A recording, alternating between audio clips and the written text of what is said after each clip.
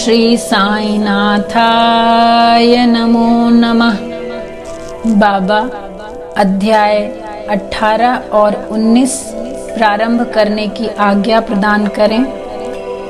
अथ श्री साई सच्चरित्र अध्याय 18 और 19। ओम श्री गणेशाय नमः।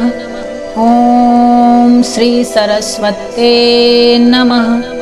ओम श्री गुरुवे नमः। ओम श्री कुलदेवी देवताभ्यो नमः। ओम श्री सीतारामचंद्राभ्यां नमः। ओम श्री साई जगतः पित्रे नमो नमः। प्रिय भक्तों, इस अध्याय में हम श्री हेमाड़ पंत पर बाबा की कृपा कैसे हुई, श्री साठे और श्रीमती देशमुख की कथा, आनंद प्राप्ति के लिए उत्तम विचारों को प्रोत्साहन, उपदेश में नवीनता, निंदा संबंधी उपदेश और परिश्रम के लिए मजदूरी से संबंधित कथाओं का श्रवण करेंगे। ओम श्री साईनाथाय नमो नमः। ब्रह्म ज्ञान हेतु लालायित एक धनी व्यक्ति के साथ बाबा ने किस प्रकार व्यवहार किया, इसका वर्णन हेमाड़ पंत ने गत 2 अध्यायों में किया है।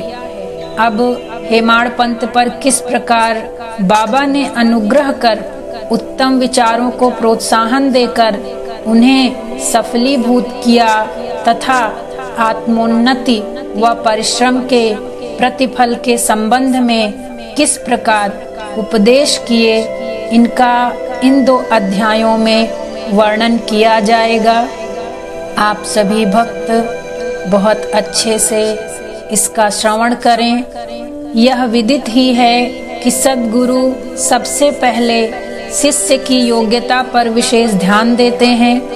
उनके चित्त को किंचित मात्र भी डांवाडोल न कर वे उपयुक्त उपदेश देकर उन्हें आत्मानुभूति की ओर प्रेरित करते हैं। इस संबंध में कुछ लोगों का विचार है कि जो शिक्षा या उपदेश सद्गुरु द्वारा प्राप्त हो उसे अन्य लोगों में प्रसारित न करना चाहिए।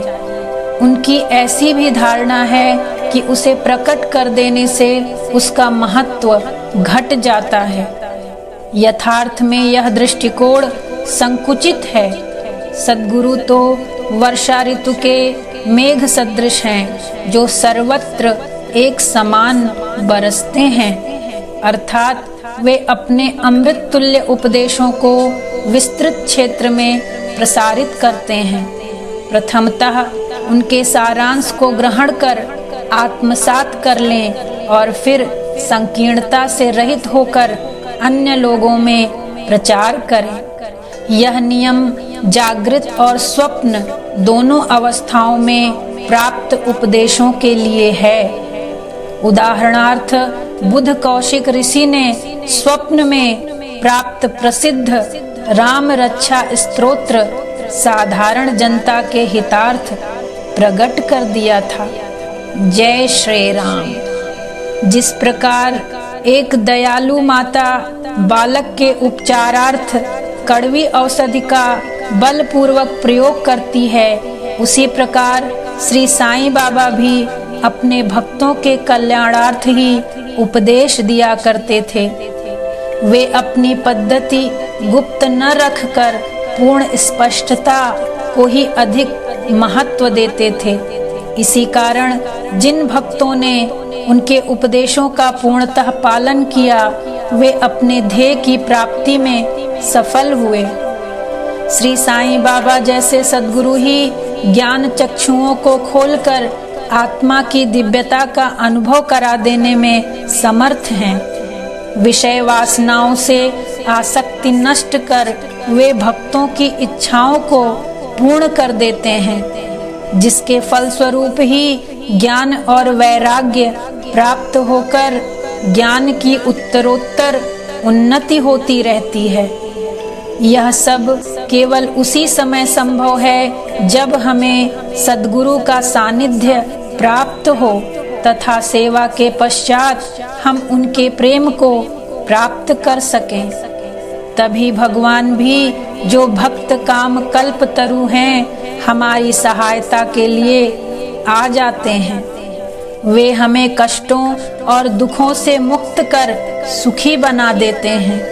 यह सब प्रगति केवल सद्गुरु की कृपा से ही संभव है, जो कि स्वयं ईश्वर के प्रतीक हैं। इसलिए हमें सद्गुरु की खोज में सदैव रहना चाहिए। अब हम मुख्य विषय की ओर आते हैं। एक महानुभाव का नाम श्री साठे था। क्राफर्ड के शासन काल में कई वर्ष पूर्व उन्हें कुछ ख्याति प्राप्त हो चुकी थी। इस शासन का बंबई के गवर्नर लॉर्ड रे ने दमन कर दिया था। श्री साठे को व्यापार में अधिक हानि हुई और परिस्थितियां प्रतिकूल होने के कारण उन्हें बड़ा धक्का लगा। वे अत्यंत दुखित और निराश हो गए और अशांत होने के कारण वे घर छोड़कर किसी एकांत स्थान में वास करने का विचार करने लगे। बहुधा मनुष्यों को ईश्वर की स्मृति आपत्तिकाल तथा दुर्दिनों में ही आती है और उनका विश्वास भी ईश्वर की ओर ऐसे ही समय में बढ़ जाता है। तभी वे कष्टों के निवारण हेतु उनसे प्रार्थना करने लगते हैं। यदि उनके पाप कर्म शेष न रहे हों तो भगवान भी उनकी भेंट किसी संत से करा देते हैं, जो उनके कल्याणार्थ ही उचित मार्ग का निर्देश कर देते हैं। ऐसा ही श्री साठे के साथ भी हुआ। उनके एक मित्र ने उन्हें शिरडी जाने की सलाह दी, जहां मन की शांति प्राप्त करने और इच्छा पूर्ति के निमित्त देश के कोने कोने से लोगों के झुंड आते जाते रहते थे। उन्हें यह विचार अति रुचिकर प्रतीत हुआ और सन 1917 में वे शिरडी गए। बाबा के सनातन पूर्ण ब्रह्म स्वयं दीप्तिमान निर्मल एवं विशुद्ध स्वरूप के दर्शन कर उनके मन की व्यग्रता नष्ट हो गई और उनका चित्त शांत एवं स्थिर हो गया। उन्होंने सोचा कि गत जन्मों के संचित शुभ कर्मों के फलस्वरूप ही आज मैं श्री साईं बाबा के पवित्र चरणों तक पहुँचने में समर्थ हो सका हूँ। श्री साठे दृढ़ संकल्प के व्यक्ति थे, इसलिए उन्होंने शीघ्र ही गुरु चरित्र का पारायण प्रारंभ कर दिया। जब एक सप्ताह में ही चरित्र की प्रथम आवृत्ति समाप्त हो गई, तब बाबा ने उसी रात्रि को उन्हें एक स्वप्न दिया, जो इस प्रकार है। बाबा अपने हाथ में चरित्र लिए हुए हैं और श्री साठे को कोई विषय समझा रहे हैं तथा श्री साठे सम्मुख बैठे ध्यान पूर्वक श्रवण कर रहे हैं। जब उनकी निद्रा भंग हुई तो स्वप्न को स्मरण कर वे बहुत प्रसन्न हुए। उन्होंने विचार किया कि यह बाबा की अत्यंत कृपा है, जो इस प्रकार अचेतना अवस्था में पड़े हुए लोगों को जागृत कर उन्हें गुरु चरित्र का अमृतपान करने का अवसर प्रदान करते हैं।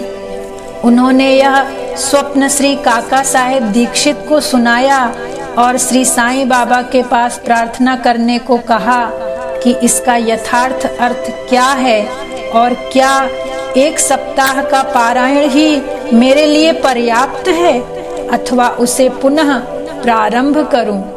श्री काका साहेब दीक्षित ने उचित अवसर पाकर बाबा से पूछा कि हे देव, उस दृष्टांत में आपने श्री साठे को क्या उपदेश दिया है?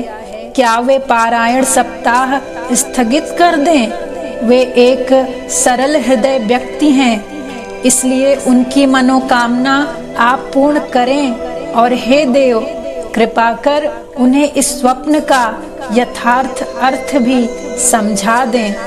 तब बाबा बोले कि उन्हें गुरु चरित्र का 1 सप्ताह और पारायण करना उचित है। यदि वे ध्यान पूर्वक पाठ करेंगे तो उनका चित्त शुद्ध हो जाएगा और शीघ्र ही कल्याण होगा। ईश्वर भी प्रसन्न होकर उन्हें भव बंधन से मुक्त कर देंगे। इस अवसर पर श्री हेमाड़ पंत भी वहां उपस्थित थे और बाबा के चरण कमलों की सेवा कर रहे थे।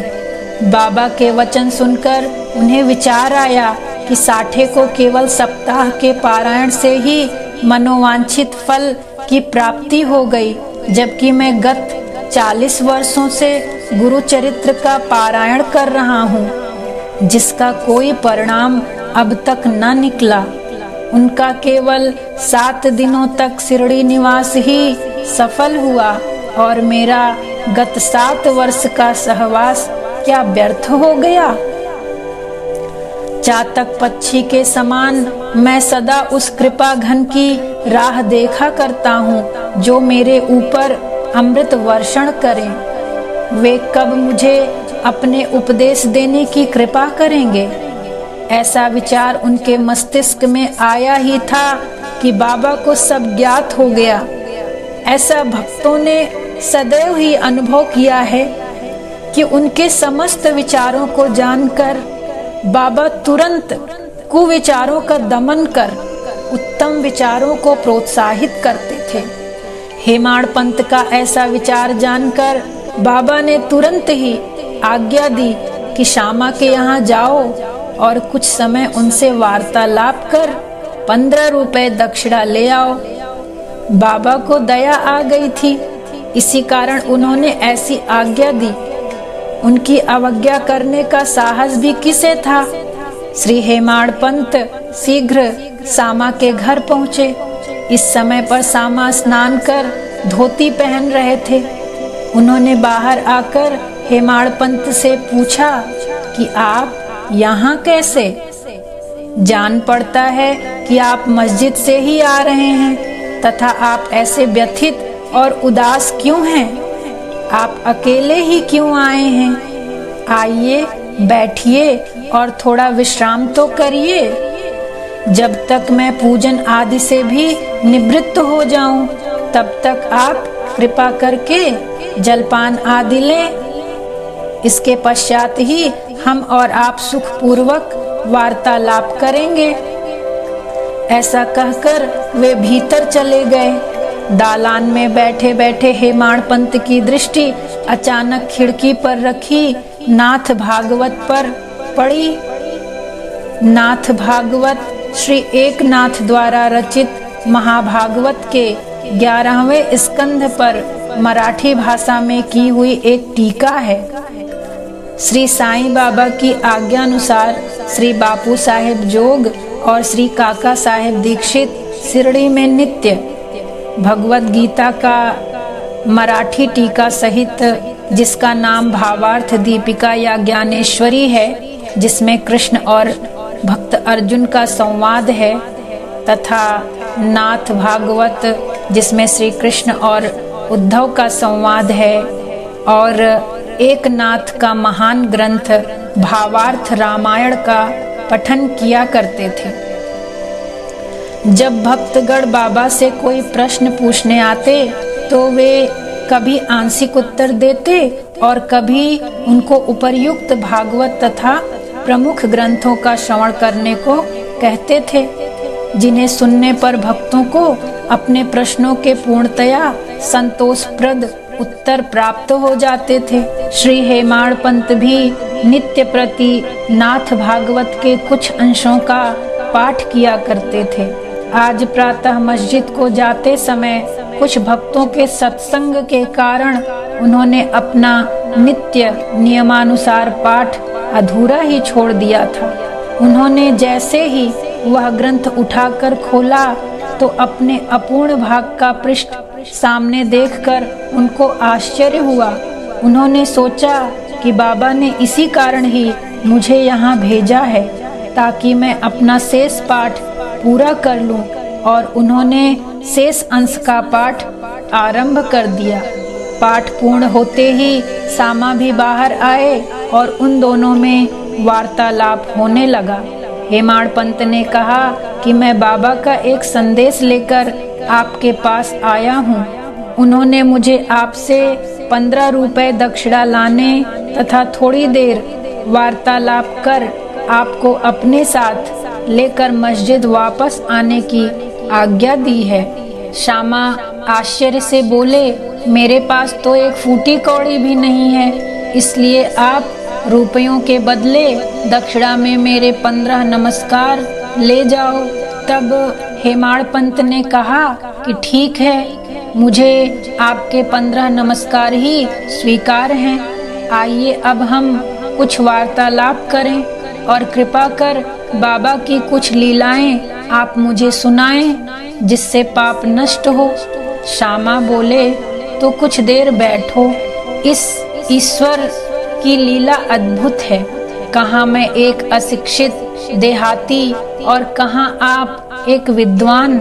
यहाँ आने के पश्चात तो आप बाबा की अनेक लीलाएं स्वयं देख ही चुके हैं, जिनका अब मैं आपके सामने कैसे वर्णन कर सकता हूँ। अच्छा, यह पान सुपारी तो खाओ, तब तक मैं कपड़े पहन लूँ। थोड़ी देर में श्यामा बाहर आए और फिर उन दोनों में इस प्रकार वार्तालाप होने लगी। श्यामा बोले, इस परमेश्वर अर्थात साईं बाबा की लीलाएं अगाध हैं, जिसका कोई पार नहीं। वे तो लीलाओं से अलिप्त रहकर सदैव विनोद किया करते हैं। इसे हम अज्ञानी जीव क्या समझ सकें। बाबा स्वयं ही क्यों नहीं कहते, आप जैसे विद्वान को मुझ जैसे मूर्ख के पास क्यों भेजा है।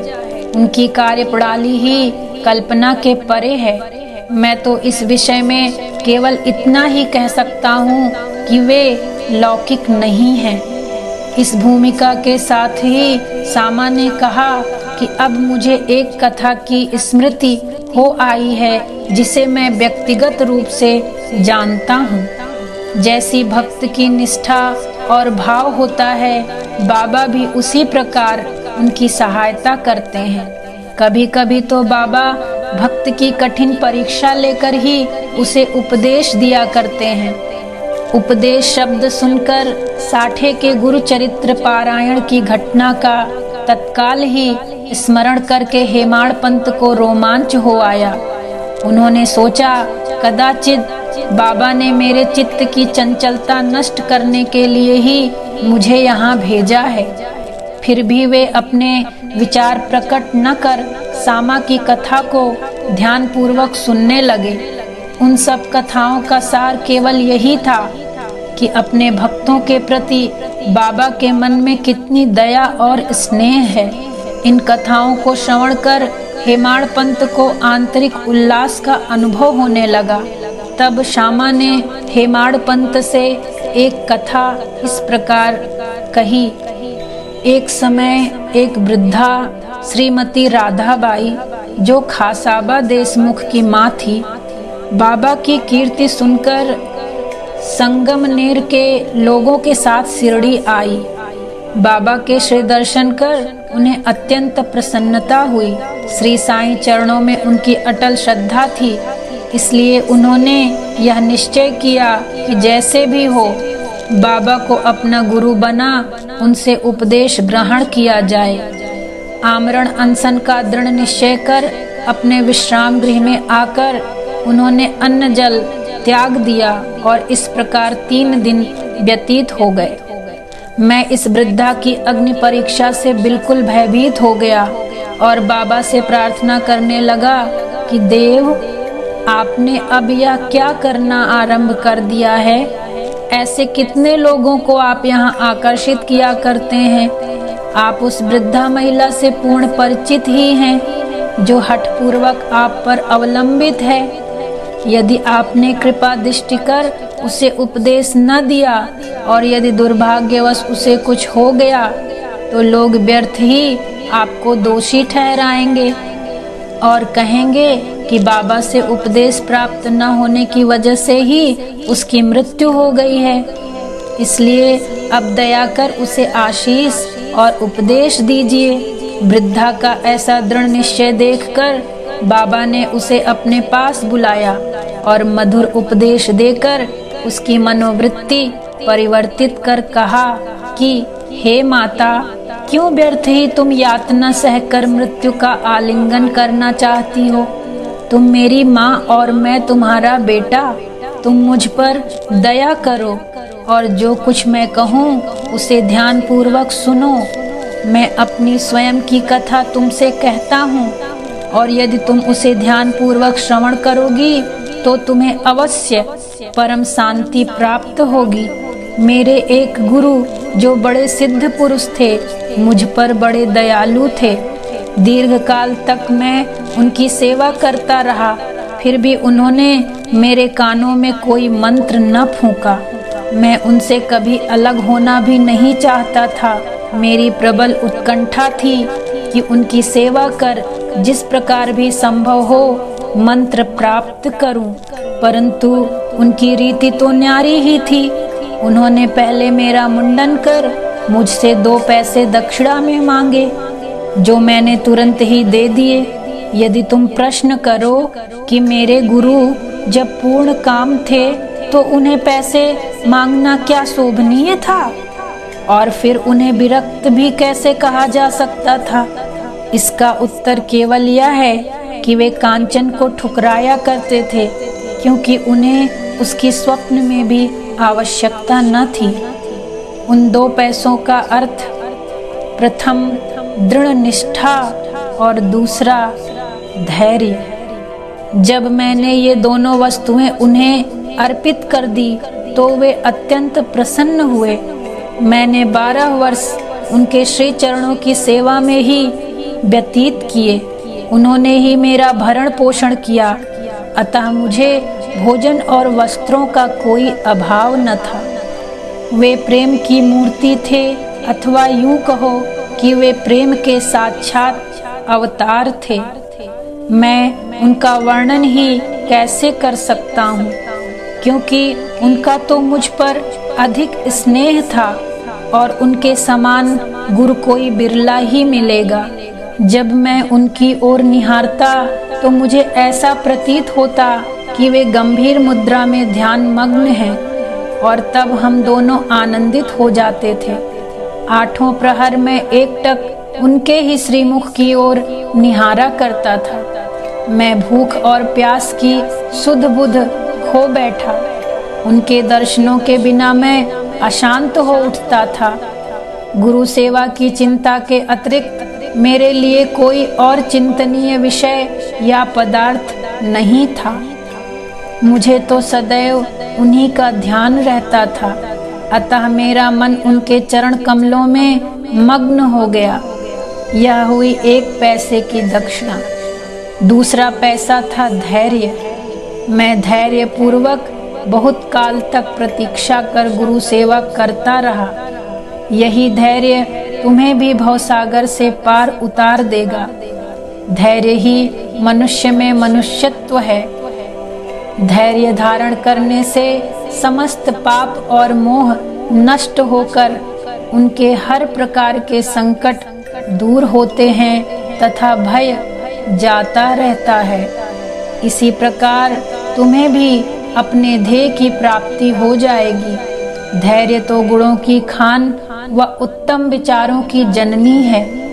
निष्ठा और धैर्य 2 जुड़वा बहनों के समान ही हैं, जिनमें परस्पर प्रगाढ़ प्रेम है। मेरे गुरु मुझसे किसी वस्तु की आकांक्षा न रखते थे। उन्होंने कभी मेरी उपेक्षा न की, वरन सदैव रक्षा करते रहे। यद्यपि मैं सदैव उनके चरणों के समीप ही रहता था, फिर भी कभी किन्हीं अन्य स्थानों पर यदि चला जाता तो भी मेरे प्रेम में कभी कमी न हुई। वे सदा मुझ पर कृपा दृष्टि रखते थे। जिस प्रकार कछुई प्रेम दृष्टि से अपने बच्चों का पालन करती है, चाहे वे उसके समीप हों अथवा नदी के उस पार। सो हे माँ, मेरे गुरु ने तो मुझे कोई मंत्र सिखाया ही नहीं, तब मैं तुम्हारे कान में कैसे कोई मंत्र फूंकूं? केवल इतना ही ध्यान रखो कि गुरु की भी कछुई के समान ही प्रेम दृष्टि से हमें संतोष प्राप्त होता है। इस कारण व्यर्थ में किसी से उपदेश प्राप्त करने का प्रयत्न न करो। मुझे ही अपने विचारों तथा कर्मों का मुख्य ध्येय बना लो और तब तुम्हें निसंदेह ही परमार्थ की प्राप्ति हो जाएगी। मेरी ओर अनन्य भाव से देखो तो मैं भी तुम्हारी ओर वैसे ही देखूंगा। इस मस्जिद में बैठकर मैं सत्य ही बोलूंगा कि किन्हीं साधनाओं या शास्त्रों के अध्ययन की भी आवश्यकता नहीं, वरन केवल गुरु में विश्वास ही पर्याप्त है। पूर्ण विश्वास रखो कि गुरु ही करता है और वह धन्य है। जो गुरु की महानता से परिचित हो उसे हरि, हर और ब्रह्म अर्थात त्रिमूर्ति का अवतार समझता है। बाबा पर विश्वास रखें, दृढ़ निष्ठा रखें और अपने धैर्य को बनाए रखें। निश्चित ही आपको शुभ फलों की प्राप्ति होगी और आपको अपने साईनाथ का सानिध्य प्राप्त होगा। इस प्रकार समझाने से वृद्ध महिला को सांत्वना मिली और उसने बाबा को नमन कर अपना उपवास त्याग दिया। यह कथा ध्यान पूर्वक एकाग्रता से श्रवण कर तथा उसके उपयुक्त अर्थ पर विचार कर हेमाड़ पंत को बड़ा आश्चर्य हुआ। उनका हृदय भर आया और उन्हें रोमांच हो उठा। अत्यंत आनंद विभोर हो जाने से उनका कंठ रूंध गया और वे मुख से एक शब्द भी न बोल सके। उनकी ऐसी स्थिति देख सामा ने पूछा कि आप ऐसे स्तब्ध क्यों हो गए, बात क्या है? बाबा की तो इस प्रकार की लीलाएं अगणित हैं, जिनका वर्णन मैं किस मुख से करूं। ठीक उसी समय मस्जिद में घंटा नाद होने लगा, जो कि मध्याह्न पूजन तथा आरती के आरंभ का द्योतक था। तब श्यामा और हेमाड़ पंत भी शीघ्र ही मस्जिद की ओर चले। बापू साहेब जोग ने पूजन आरंभ कर दिया था। स्त्रियां मस्जिद में ऊपर खड़ी थी और पुरुष वर्ग नीचे मंडप में। सब उच्च स्वर में वादों के साथ साथ आरती गा रहे थे। आरती साईं बाबा सौख्य दातार जीवा, चरण रज धारे। दो दासों का सहारा, भक्तों का सहारा, आरती साईं बाबा। जल जाए अनंग स्वस्वरूप रहे मग्न, मुमुक्ष जन उबारो। हे देवाश्रय रंगा, देवाश्रय रंगा, आरती साईं बाबा। जैसा मन में भाव, जैसा पावे अनुभव, दास पर दया रहे, ऐसा तिहारा स्वभाव, तिहारा स्वभाव, आरती साईं बाबा। तुम्हारा नाम जपना हरे संस्कृति व्यथा, अपार तव करनी मार्ग पाए अनाथा, पाए अनाथा, आरती साईं बाबा। कलियुगी अवतार, सगुण ब्रह्म साकार, अवतीर्ण हुए हैं दिगंबर, स्वामी दत्त दिगंबर, दत्त दिगंबर, आरती साईं बाबा। 8 दिन में गुरुवार, भक्त ध्याते अपार, प्रभु पद देखें वे भव भय निवारे, भय निवारे। आरती साईं बाबा। करूं निछावर तव चरण रज सेवा, कामना करूं इसकी हे देवाधिदेवा, देवाधिदेवा। आरती साईं बाबा। मैं हूँ दीन चातक निर्मल तोय, निज सुख दे दो माधव, यही अपना विरद संभालो, विरद संभालो। आरती साईं बाबा। सौख्य दातार जीवा चरण रज धारे, बाबा चरण रज धारे। दो दासों का सहारा, भक्तों का सहारा। आरती साईं बाबा, बाबा आरती साईं बाबा। सौख्य दातार जीवा चरण रज धारे। ओम श्री साईं नाथाय नमो नमः। सब उच्च स्वर में वाद्यों के साथ साथ आरती गा रहे थे। तभी हेमाड़ पंत का हाथ पकड़े हुए सामा भी ऊपर पहुँचे और वे बाबा के दाहिनी ओर तथा हेमाड़ पंत बाबा के सामने बैठ गए। उन्हें देख बाबा ने सामा से लाई हुई दक्षिणा देने के लिए कहा। तब हेमाड़ पंत ने उत्तर दिया कि रुपयों के बदले श्यामा ने मेरे द्वारा आपको 15 नमस्कार भेजे हैं तथा स्वयं ही यहाँ आकर उपस्थित हो गए हैं। बाबा ने कहा, अच्छा ठीक है, तो अब मुझे यह बताओ कि तुम दोनों में आपस में किस विषय पर वार्तालाप हुआ था। तब घंटे, ढोल और सामूहिक गान की ध्वनि की चिंता न करते हुए हेमाड़ पंत उत्कंठा पूर्वक उन्हें वह वार्तालाप सुनाने लगे। बाबा भी सुनने को अति उत्सुक थे, इसलिए वे तकिया छोड़कर थोड़ा आगे झुक गए। हेमाड़ पंत ने कहा कि वार्ता अति सुखदायी थी। विशेषकर उस वृद्ध महिला की कथा तो ऐसी अद्भुत थी कि जिसे श्रवण कर मुझे तुरंत ही विचार आया कि आपकी लीलाएं अगाध हैं और इस कथा की ही ओट में आपने मुझ पर विशेष कृपा की है। तब बाबा ने कहा, वह तो बहुत ही आश्चर्यपूर्ण है। अब मेरी तुम पर कृपा कैसे हुई, इसका पूर्ण विवरण सुनाओ। कुछ काल पूर्व सुना वार्तालाप जो उनके हृदय पटल पर अंकित हो चुका था, वह सब उन्होंने बाबा को सुना दिया। वार्ता सुनकर बाबा अति प्रसन्न हो कहने लगे कि क्या कथा से प्रभावित होकर उसका अर्थ भी तुम्हारी समझ में आया है। तब हेमाड़ पंत ने उत्तर दिया कि हाँ बाबा, आया तो है। उससे मेरे चित्त की चंचलता नष्ट हो गई है। अब यथार्थ में मैं वास्तविक शांति और सुख का अनुभव कर रहा हूँ तथा मुझे सत्य मार्ग का पता भी चल गया है। तब बाबा बोले, सुनो, मेरी पद्धति भी अद्वितीय है।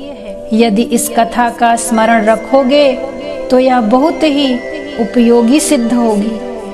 आत्मज्ञान प्राप्त करने के लिए ध्यान अत्यंत आवश्यक है और यदि तुम इसका निरंतर अभ्यास करते रहोगे तो कुप्रवृत्तियां शांत हो जाएंगी। तुम्हें आसक्ति रहित होकर सदैव ईश्वर का ध्यान करना चाहिए जो सर्व प्राणियों में व्याप्त है। और जब इस प्रकार मन एकाग्र हो जाएगा तो तुम्हें ध्येय की प्राप्ति हो जाएगी। मेरे निराकार सच्चिदानंद स्वरूप का ध्यान करो। यदि तुम ऐसा करने में अपने को असमर्थ मानो तो मेरे साकार रूप का ही ध्यान करो, जैसा कि तुम मुझे दिन रात यहाँ देखते हो। इस प्रकार तुम्हारी वृत्तियाँ केंद्रित हो जाएंगी तथा ध्याता, ध्यान और ध्येय का पृथकत्व नष्ट होकर ध्याता चैतन्य से एकत्व को प्राप्त कर ब्रह्म के साथ अभिन्न हो जाएगा। जिस प्रकार एक कछुई नदी के इस किनारे पर रहती है और उसके बच्चे दूसरे किनारे पर, न तो वह उन्हें दूध पिलाती है और न ही हृदय से लगा पाती है, वरन केवल उसकी प्रेम दृष्टि से ही उनका भरण पोषण हो जाता है। छोटे बच्चे भी कुछ न करके केवल अपनी माँ का ही स्मरण करते रहते हैं। उन छोटे छोटे बच्चों पर कछुई की केवल दृष्टि ही उन्हें अमृत तुल्य आहार और आनंद प्रदान करती है। ऐसा ही गुरु और शिष्य का भी संबंध है। बाबा ने ये अंतिम शब्द कहे ही थे कि आरती समाप्त हो गई और सबने उच्च स्वर से श्री सच्चिदानंद सद्गुरु साईनाथ महाराज की जय बोली। प्रिय श्रोताओं, कल्पना करो कि हम सब भी इस समय उसी भीड़ और जय जयकार में सम्मिलित हैं और साईनाथ हमारे बाबा हमारी आँखों के सामने बैठे हैं, हमें अपना प्यार, दुलार और आशीर्वाद निरंतर देते जा रहे हैं। ओम श्री साईं परमात्मने नमो नमः। आरती समाप्त होने पर प्रसाद वितरण हुआ। बापू साहेब जोग हमेशा की तरह आगे बढ़े और बाबा को नमस्कार कर कुछ मिश्री का प्रसाद दिया। बाबा यह मिश्री हेमाड़ पंत को देकर बोले कि यदि तुम इस कथा को अच्छी तरह से सदैव स्मरण रखोगे तो तुम्हारी भी स्थिति इस मिश्री के समान मधुर होकर समस्त इच्छाएं पूर्ण हो जाएंगी और तुम सुखी हो जाओगे। हेमाड़ पंत ने बाबा को साष्टांग प्रणाम किया और स्तुति की कि प्रभो इसी प्रकार दया कर सदैव मेरी रक्षा करते रहो। तब बाबा ने आशीर्वाद देकर कहा कि इन कथाओं को श्रवण कर नित्य मनन तथा चिंतन और निधि ध्यासन कर सारे तत्व को ग्रहण करो, तब तुम्हें ईश्वर का सदा स्मरण तथा ध्यान बना रहेगा और वह स्वयं तुम्हारे समक्ष अपने स्वरूप को प्रकट कर देगा। प्रिय श्रोताओं, हेमाड़ पंत को उस समय मिश्री का प्रसाद भली भांति मिला जो आज हमें इस कथामृत के पान करने का अवसर प्राप्त हुआ। आइए हम भी उस कथा का मनन करें, चिंतन करें तथा उसका सार ग्रहण कर बाबा की कृपा से स्वस्थ और सुखी हो जाएं, जीवन के वास्तविक आनंद को प्राप्त करें। 19वें अध्याय के अंत में हेमाड़ पंत ने कुछ और भी विषयों का वर्णन किया है जो अब आप सुने। अपने बर्ताव के संबंध में बाबा का उपदेश सुनिए। नीचे दिए हुए अमूल्य वचन सर्वसाधारण भक्तों के लिए हैं और यदि उन्हें ध्यान में रखकर आचरण में लाया गया तो सदैव ही कल्याण होगा। जब तक किसी से कोई पूर्व नाता या संबंध न हो तब तक कोई किसी के समीप नहीं जाता। यदि कोई मनुष्य या प्राणी तुम्हारे समीप आवे तो उसे असभ्यता से न ठुकराओ, उसका स्वागत कर आदर पूर्वक बर्ताव करो। यदि तृषित को जल, क्षुधा पीड़ित को भोजन, नंगे को वस्त्र और आगंतुक को अपना दालान विश्राम करने को दोगे तो भगवान श्री हरि तुमसे निसंदेह प्रसन्न होंगे।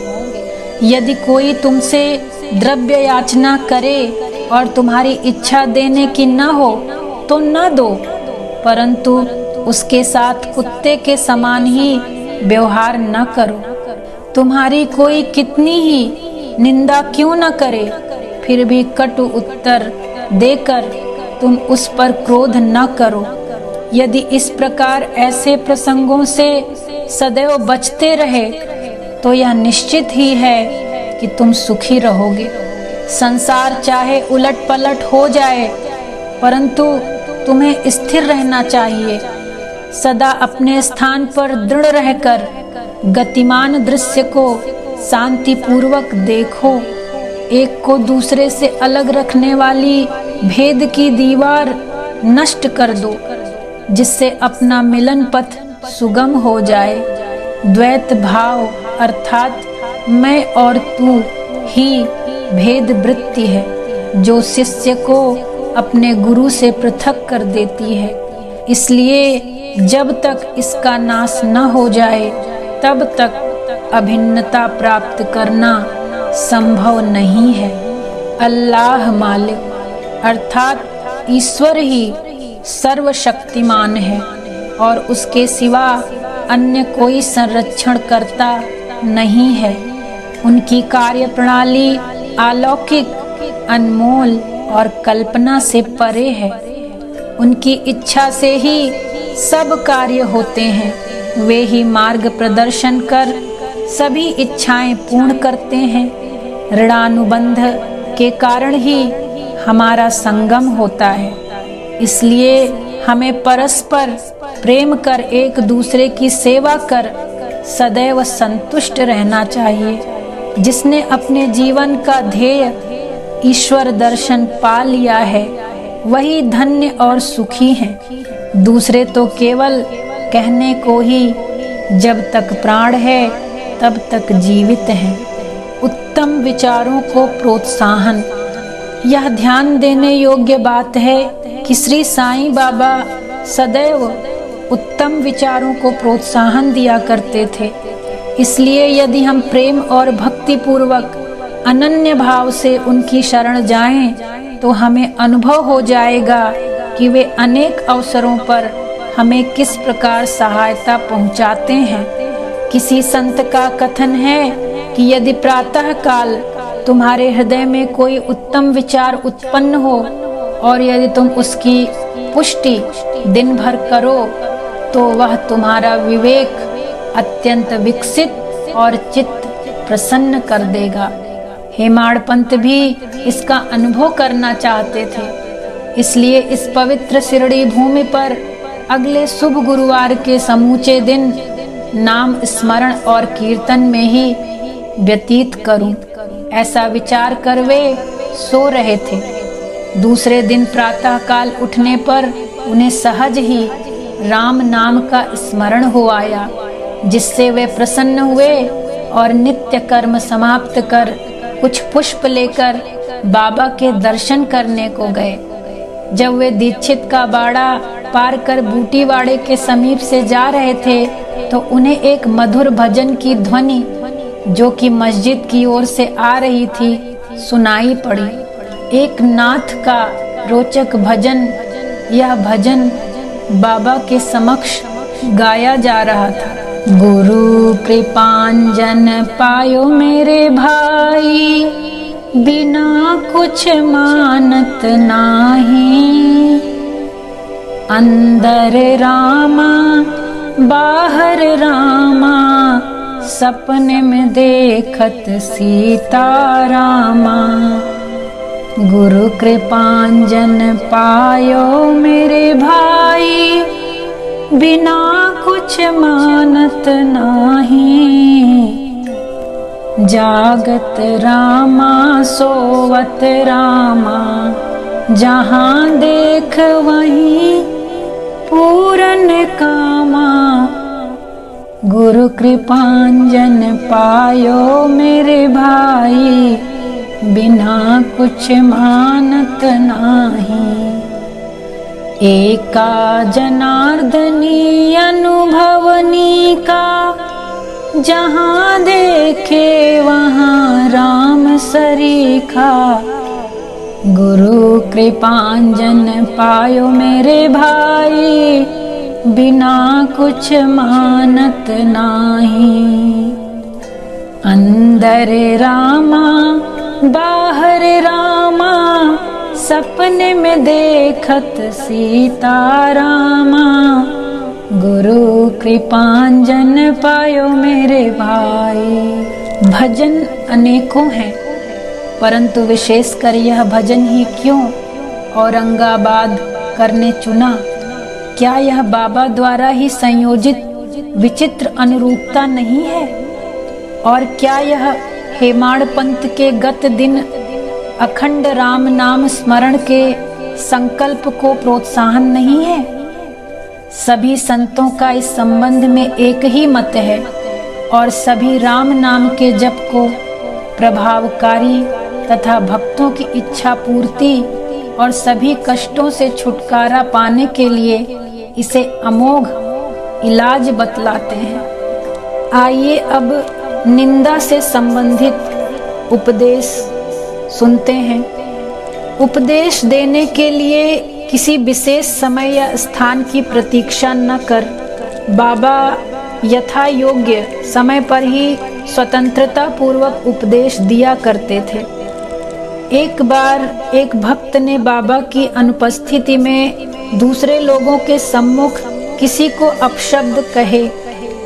गुणों की उपेक्षा कर उसने अपने भाई के दोषारोपण में इतने बुरे और कटु वाक्यों का प्रयोग किया कि सुनने वालों को भी उसके प्रति घृणा होने लगी। बहुधा देखने में आता है कि लोग व्यर्थ ही दूसरों की निंदा कर झगड़ा और बुराइयां उत्पन्न करते हैं। संत तो पर दोषों को दूसरी ही दृष्टि से देखा करते हैं। उनका कथन है कि शुद्धि के लिए अनेक विधियों में मिट्टी, जल और साबुन पर्याप्त है, परंतु निंदा करने वालों की युक्ति भिन्न ही होती है। वे दूसरों के दोषों को केवल अपनी जिह्वा से ही दूर करते हैं और इस प्रकार वे दूसरों की निंदा कर उनका उपकार ही किया करते हैं, जिसके लिए वे धन्यवाद के पात्र हैं। निंदक को उचित मार्ग पर लाने के लिए साईं बाबा की पद्धति सर्वथा ही भिन्न थी। वे तो सर्वज्ञ थे, इसलिए उस निंदक के कार्य को वे समझ गए। मध्याह्न काल में जब लेंडी के समीप उससे भेंट हुई, तब उन्होंने विष्ठा खाते हुए एक सुअर की ओर उंगली उठाकर उससे कहा कि देखो, वह कितने प्रेम पूर्वक विष्ठा खा रहा है। तुम जी भरकर अपने भाइयों को सदा अपशब्द कहा करते हो और यह तुम्हारा आचरण भी ठीक उसी सुअर के सदृश ही है। अनेक शुभ कर्मों के परिणाम स्वरूप ही तुम्हें मानव तन प्राप्त हुआ और इसलिए यदि तुमने इसी प्रकार आचरण किया तो शिरडी तुम्हारी सहायता ही क्या कर सकेगी। यदि आप किसी की निंदा करते हैं, बुराई करते हैं, तो सदैव ध्यान रखें कि आप उसके पाप कर्मों को खत्म कर रहे हैं और वो स्वयं के ऊपर ले रहे हैं। तो ऐसा ना करें, अपने सत्कर्मों को बर्बाद ना करें, न तो निंदा को सुने और न स्वयं ही दूसरे की निंदा को करें।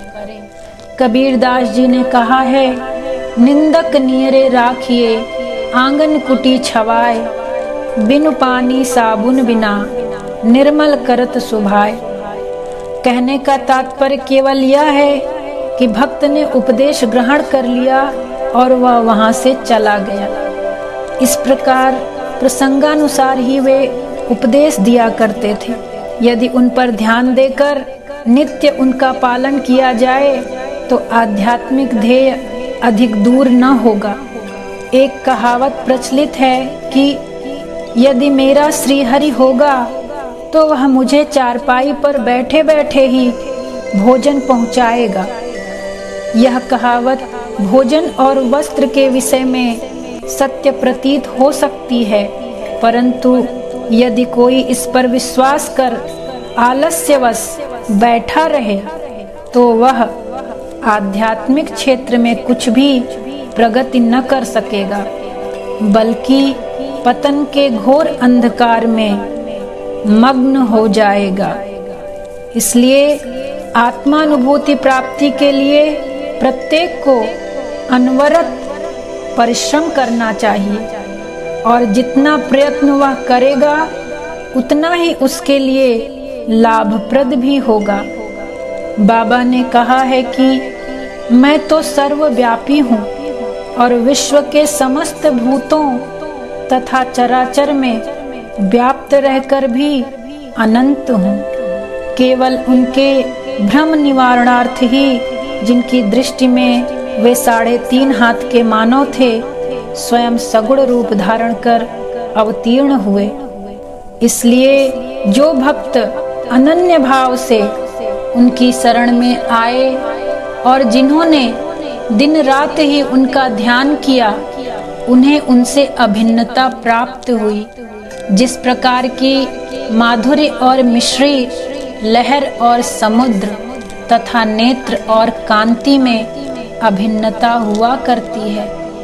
जो आवागमन के चक्र से मुक्त होना चाहें, वे शांत और स्थिर होकर अपना धार्मिक जीवन व्यतीत करें। दुखदाई कटु शब्दों के प्रयोग से किसी को दुखित न कर सदैव उत्तम कार्यों में संलग्न रहकर अपना कर्तव्य करते हुए अनन्य भाव से भय रहित हो उनकी शरण में जाना चाहिए। जो पूर्ण विश्वास से उनकी लीलाओं का श्रवण कर उनका मनन करेगा तथा अन्य वस्तुओं की चिंता त्याग देगा, उसे निस्संदेह ही आत्मानुभूति की प्राप्ति होगी। उन्होंने अनेकों से नाम का जप कर अपनी शरण में आने को कहा। जो यह जानने को उत्सुक थे कि मैं कौन हूँ, बाबा ने उन्हें भी लीलाएं श्रवण और मनन करने का परामर्श दिया। किसी को भगवत लीलाओं का श्रवण, किसी को भगवत पाद पूजन, तो किसी को आध्यात्म, रामायण व ज्ञानेश्वरी तथा धार्मिक ग्रंथों का पठन एवं अध्ययन करने को कहा। अनेकों को अपने चरणों के समीप ही रखकर बहुतों को खंडोबा के मंदिर में भेजा तथा अनेकों को विष्णु सहस्त्र नाम का जप करने व छांदोग्य उपनिषद तथा गीता का अध्ययन करने को कहा। उनके उपदेशों की कोई सीमा न थी। उन्होंने किन्हीं को प्रत्यक्ष और बहुतों को स्वप्न में दृष्टांत दिए। एक बार वे एक मदिरा सेवी के स्वप्न में प्रकट होकर उसकी छाती पर चढ़ गए और जब उसने मद्यपान त्यागने की शपथ खाई तभी उसे छोड़ा। किसी किसी को मंत्र जैसे गुरु ब्रह्मा गुरु विष्णु गुरुदेवो महेश्वरा गुरु साक्षात परब्रह्मा तस्मै श्री गुरुवे नमः आदि का अर्थ स्वप्न में समझाया तथा कुछ हठ योगियों को हठ योग छोड़ने की राय देकर चुपचाप बैठ धैर्य रखने को कहा। उनके सुगम पथ और विधि का वर्णन ही असंभव है। साधारण सांसारिक व्यवहारों में उन्होंने अपने आचरण द्वारा ऐसे अनेकों उदाहरण प्रस्तुत किए, जिनमें से एक सुनाया जा रहा है। परिश्रम के लिए मजदूरी की आवश्यकता। एक दिन बाबा ने राधा कृष्ण माई के घर के समीप आकर एक सीढ़ी लाने को कहा। तब एक भक्त सीढ़ी ले आया और उनके बतलाए अनुसार वामन गोंदकर के घर उसे लगाया। वे उनके घर पर चढ़ गए और राधा कृष्ण माई के छप्पर पर से होकर दूसरे छोर से नीचे उतर आए। इसका अर्थ किसी को भी समझ में नहीं आया। राधा कृष्ण माई इस समय ज्वर से कांप रही थी, इसलिए हो सकता है कि उनका ज्वर दूर करने के लिए ही बाबा ने ऐसा कार्य किया हो। नीचे उतरने के पश्चात शीघ्र ही उन्होंने सीढ़ी लाने वाले को 2 रुपए पारिश्रमिक स्वरूप दिए। तब एक ने साहस कर उनसे पूछा कि इतने अधिक पैसे देने का क्या अर्थ रखता है। बाबा ने कहा कि किसी से बिना उसके परिश्रम का मूल्य चुकाए कार्य न कराना चाहिए और कार्य करने वाले को उसके श्रम का शीघ्र निपटारा कर उदार हृदय से मजदूरी अवश्य देनी चाहिए। इस प्रकार अध्याय 18 और 19 पूर्ण होते हैं। श्रोताओं, आप सभी से मेरा विनम्र निवेदन है कि यदि एक बार में श्रवण करके आपको उतना न समझ आया हो तो कृपया आप इस अध्याय को बार बार सुने और अपने जीवन में इसको धारण करें। बाबा की कही एक एक बात आपको बहुत सुख देगी और आप अपने कार्य क्षेत्र में अधिक से अधिक सफलता को प्राप्त करेंगे। श्री सद्गुरु साईनाथार्पणमस्तु। शुभम भवतु। ओम साई राम, ओम साई राम। हरे हरे कृष्णा, राधे राधे श्याम। बाबा हम सभी भक्तों पर अपनी कृपा, अपना आशीर्वाद सदा बना कर रखें और यदि हमसे कोई त्रुटि हुई हो तो हमारा मार्गदर्शन करें और हमें क्षमा प्रदान करें। कोटि कोटि प्रणाम बाबा। ओम श्री साईनाथाय नमो।